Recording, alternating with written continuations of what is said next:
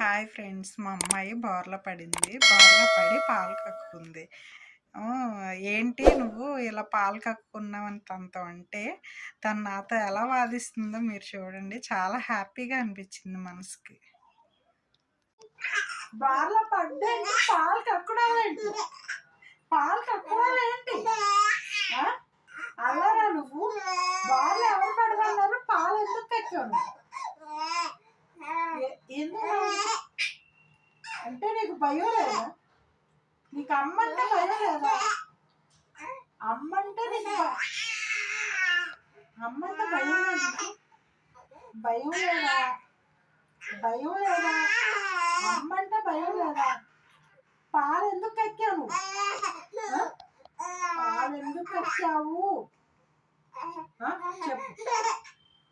అయ్యో, పాలు ఎందుకు కక్కావు? ఎందుకు కక్కావు పాలు చెప్పు. నవ్వద్దు, నవ్వద్దు, నవ్వద్దు, అసలు నవ్వద్దు. పాలు ఎందుకు కక్కావు? నవ్వద్దన్నా, నవ్వద్దు.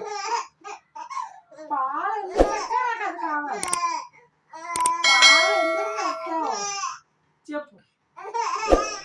నవ్వద్దు. పాలు ఎందుకు కక్కావు బే?